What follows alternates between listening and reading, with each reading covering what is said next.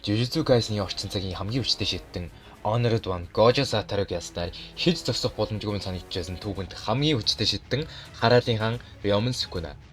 Харин түүний эсрэг шүнийг эзэгнэгч Чөтгөрийн хаан Kibutsuji Muzan. Энэ хоёр мянган жил амьдарсан хаад хоорондоо тулдвал яг хэн нь ялах вэ? За энийг бичигнээсээ олж үзээрэй. Бидний Jujutsu Kaisen-ийн турш харсан бүхэл галзуу үзүүлэлтүүдийг бүгдийг нь Sukuna давах ёстой.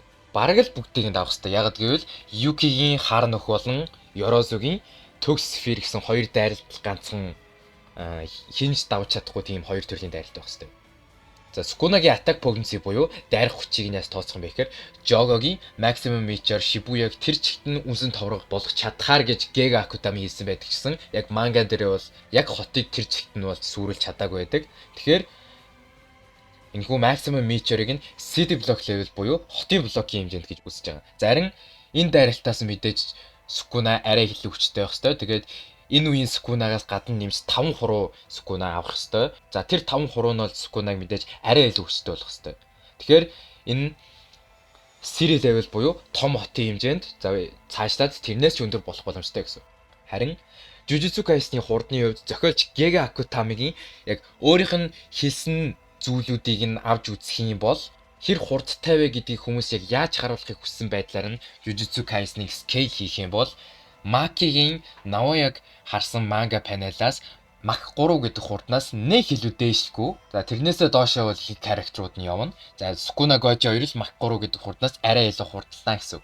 Тэгээд яг энэ Mach 3 гэдэг хурдыг нь батгах зүйлүүд гэх юм бол за Naoya өгснийхаа дараа хараад болоод буцаж ирэхдээ за одоо тухайн Jujutsu Kaisen версийн хамгийн хурдан шийдтнүүдтэй шууд харьцуулагдахаар хэмжээд очсон байсан. За энийг нь бол Maki өөрөө хэлдэг.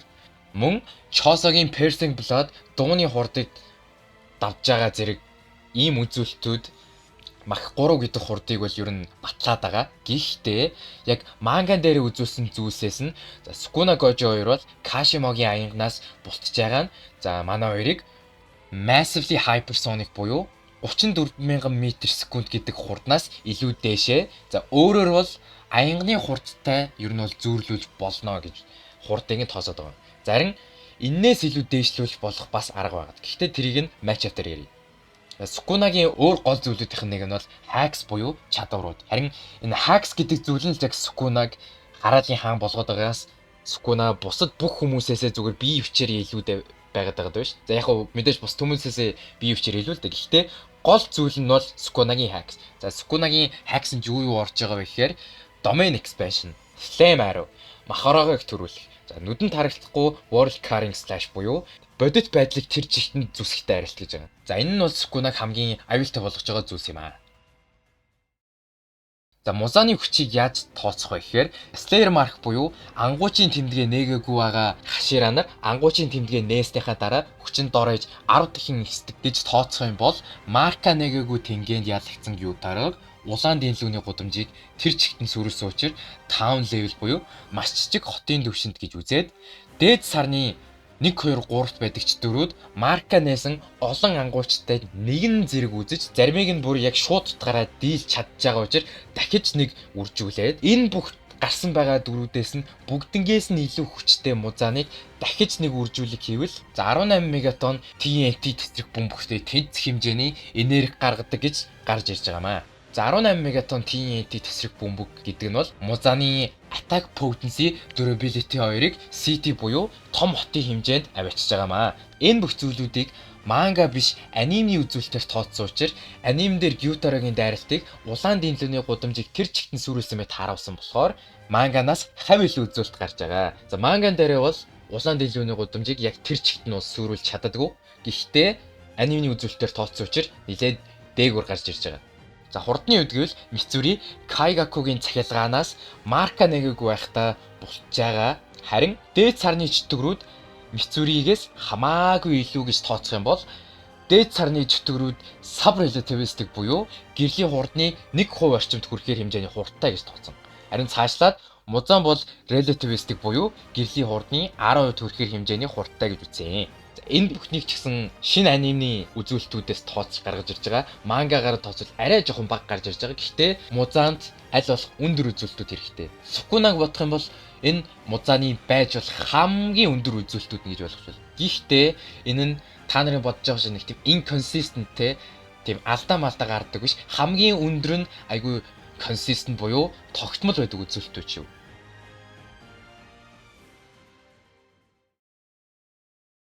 За тулааны үдгүүл за би нэг 3 4 өөрсдийн нараа гаргаж ирсэн байгаа. За эхнийх нь бол яг саяны миний scale хийж үзүүлсэн статтаараа үзэх юм бол хүчний хувьд бол мэдээж ижилхэн төвшөнд байгаа. Гэхдээ хурдны хувьд бол Музаан давуу талтай. Гэхдээ зүгээрс нэг давуу тал биш үү? Нэлээд их давуу талтай.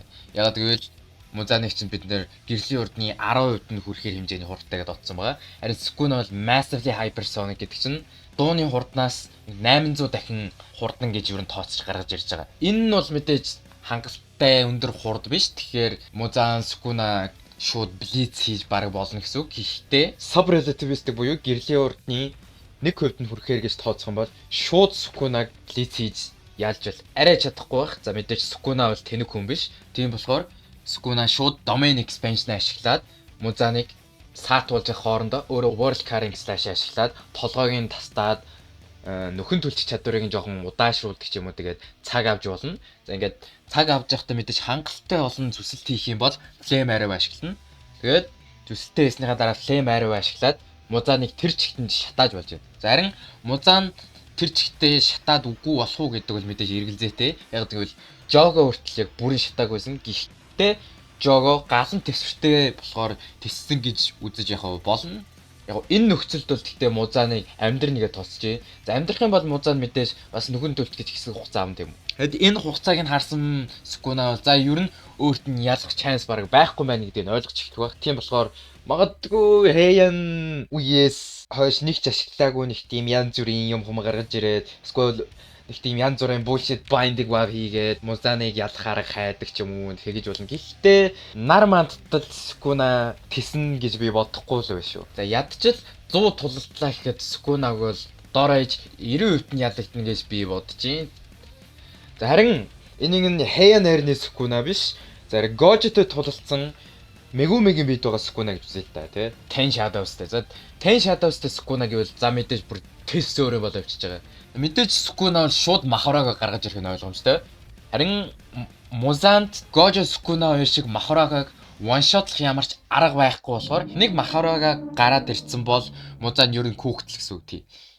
Muzan Mahoraga-г шууд алж чадахгүй болохоор Mahoraga Muzan-ы бүх дайралтууд нь adapt хийсээр байгаад за Muzan-ыг энгийн дайралтаар алж чадахгүй гэдгийг ойлгоод за дахиж нэг adapt хийгээд ер нь бол нарны гэрэл мэрлийг өөрөө гаргадаг ч юм уу нэг тийм дайралт тэгээд Muzan-ыг ялж болдоо. Харин Muzan Mahoraga-д ялагдахаас өмнө Mahoraga Sukuna хоёрыг аль алийг нь алж чадна гэж бол би бараг л бодохгүй байна. Тэгэхээр Megumiгийн бит байгаа Sukuna-гийн эсрэг Muzan 100-аас 5-т нь ялж чадна гэж би бодож байна. За энэ 5-т нь бол мэдээж аль алийг нь мэдээж алахгүй. Mahoraga Muzan тэр чигт нь adapt хийхээс өмнө Muzan шууд Sukuna-г алах хэрэгтэй. Харин энэ бол бас чангал гэж бодож байна даа би бол.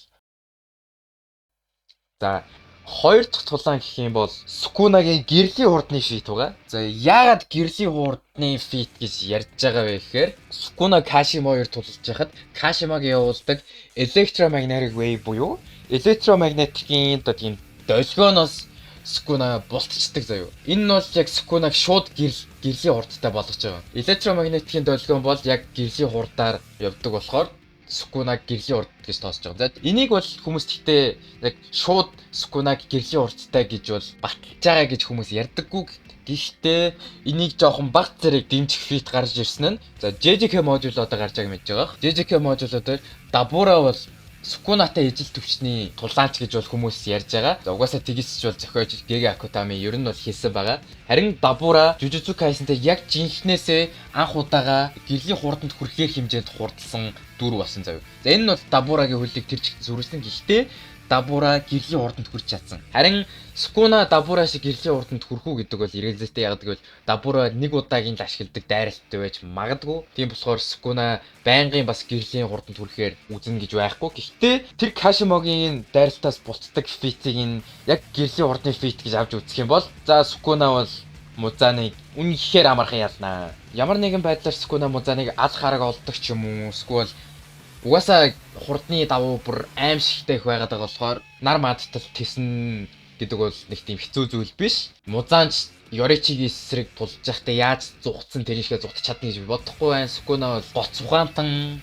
Музаныг зүхтуулна гэж би л бодохгүй байна. Тийм болохоор хэрвээ Сукунаг гэрлийн хурцтай гэж тооцож үзэх юм бол Сукуна 10-аас 10-т 100-аас 100-т ялнаа.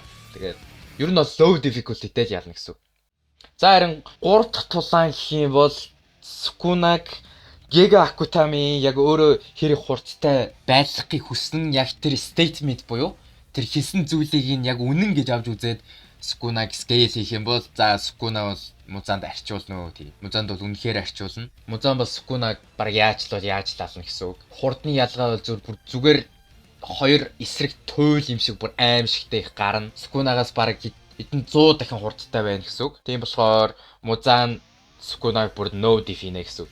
Харин Музаны бүх фитийг нь анime биш манганы фитээр ярих юм бол Сукунаг альч 3 төрлөөр нь авч үзсэн Сукуна Музаныг яднаа. Ягаад гэвэл Сукунагийн бүх дайралтууд Музаныг баг one shot болохоор хэмжээний аимшигтай хүчтэй гарна. За ийм болохоор Сукунагийн эсрэг Музан гэдэг тулаан бол маш ойрхон тулаан байх нь.